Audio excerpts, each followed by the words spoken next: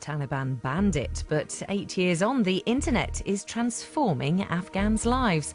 Now on BBC World News, Najieh Ghulami travels from Kabul to Herat and Bamiyan to discover how big an impact the web is having on Afghan society. Afghanistan. These are the images the world sees every day on the news. War, violence, poverty, and a society trapped in the past. But is this the full picture?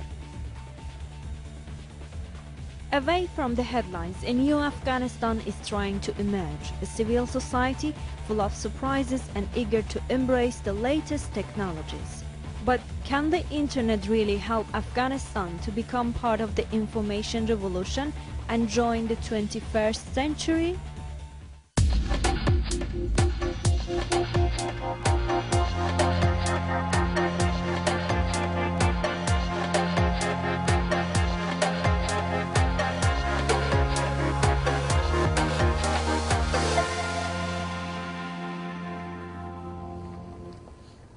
Kabul, a city known for many things, but being an online capital connected to the information superhighway is not one of them.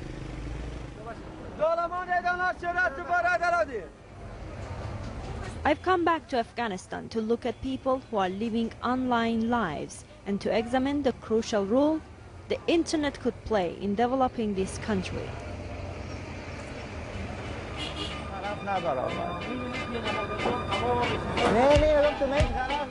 Masoud Hosseini is a Kabul-based professional photographer.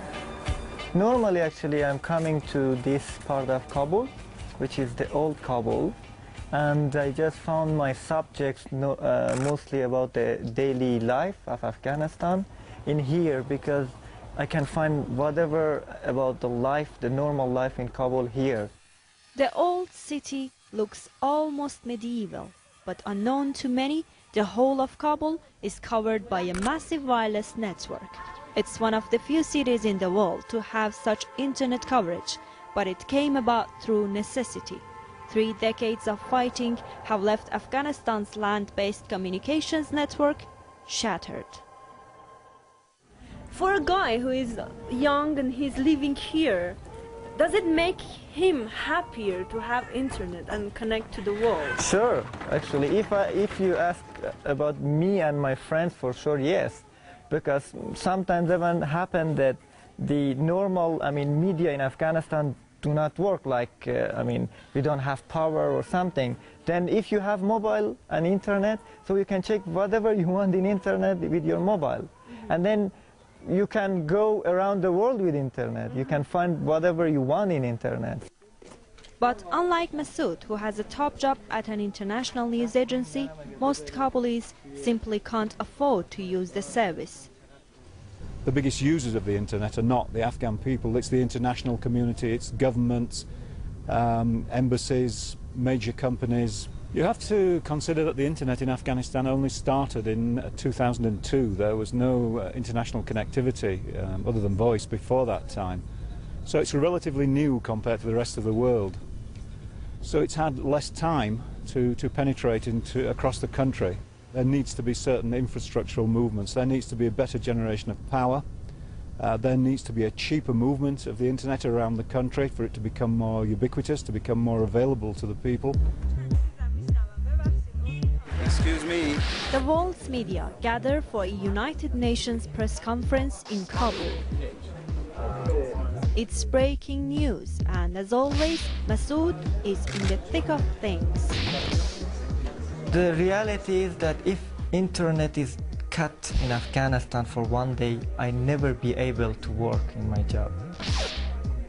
We will first hear some remarks from the SRSG, after which the SRSG will be happy to take a few questions. That's been a difficult process. It's been marred by so many problems, not least, as you know, widespread fraud. I cannot prejudge what will be their decisions a few days from now. It's no surprise that journalists are big internet users here. They have to stay in touch with the rest of the world. But how keen are ordinary Afghans to get online?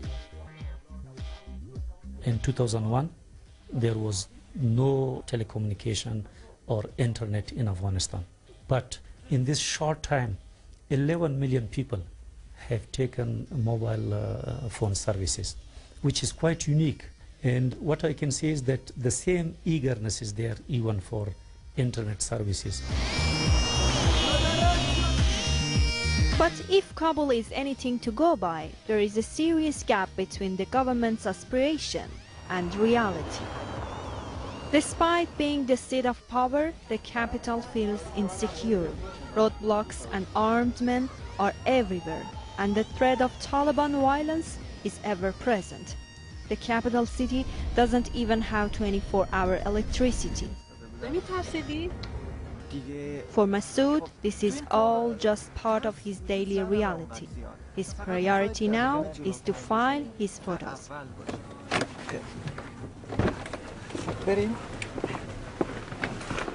So we just go inside. Is it dangerous for you? Here? Yeah. Not really. What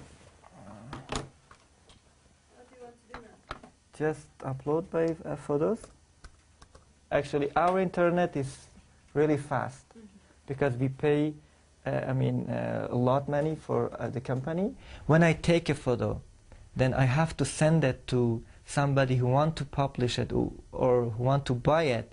Yeah, it is in white. Yeah, thank you. Yeah. When it's not internet, I'm not able to do that. So I just have to, just sit somewhere and forget about that. You're done. Successful. Successful. I did my job. Okay, good. But what is it like outside of Kabul? I'm on my way to Herat in western Afghanistan. It's next to Iran and is generally much more stable than Kabul or the south. The city is well known for its classical skyline of minarets and the world-famous pillars of Herat. But nowadays, these historical landmarks find an echo in the communications towers.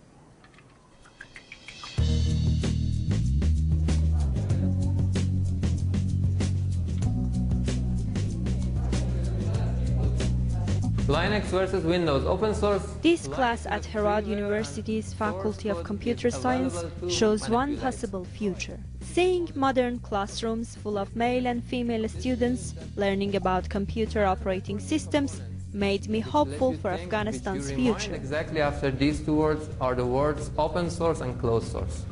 Use the internet as other countries are using now for information, for data, for everything. For sharing data, for everything we are using nowadays internet, but it's not usual for all the people in Afghanistan. It's more for professional people who need internet. Although the university is state-funded, most of these students were from privileged middle-class backgrounds. But even they complained that the price of the internet was beyond their reach. I don't have internet at home because it's too expensive to have an efficient internet in the home. Every hour we should pay something like $1 between these things. But it's not usable. Just maybe Google some text, nothing else. Payment of internet is also high, so we cannot be able to pay lots of money to have access to internet.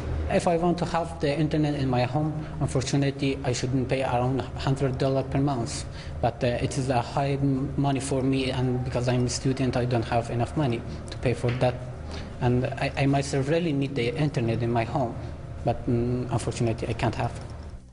$100 per month just for dial-up internet access seems very expensive by Western standards. But in Afghanistan, with the average income currently around $850 a year, home internet access is effectively a luxury product.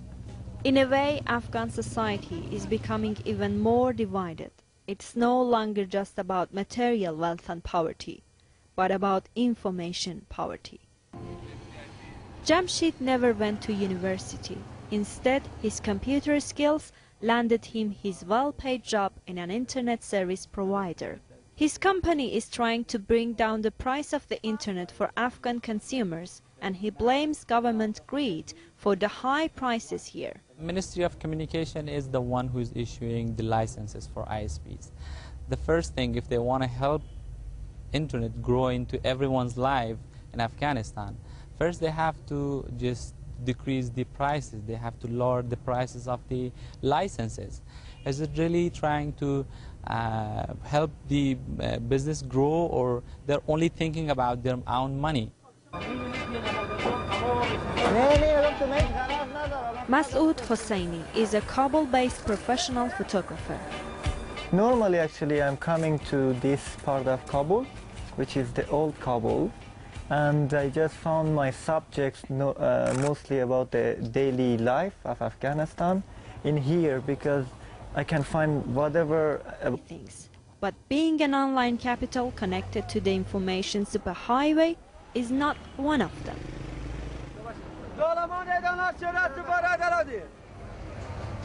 I've come back to Afghanistan to look at people who are living online lives and to examine the crucial role the internet could play in developing this country.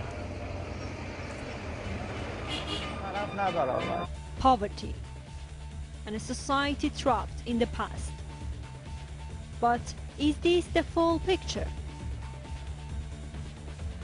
Away from the headlines, a new Afghanistan is trying to emerge, a civil society full of surprises and eager to embrace the latest technologies.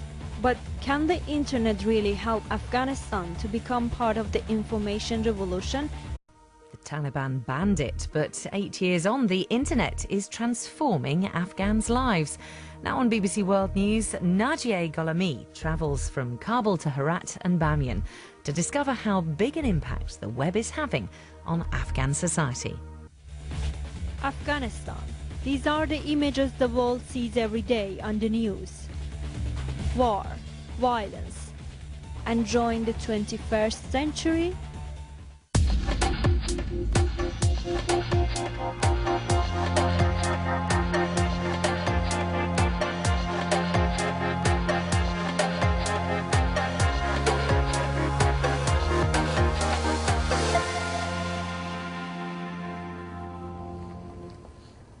Kabul, a city known for many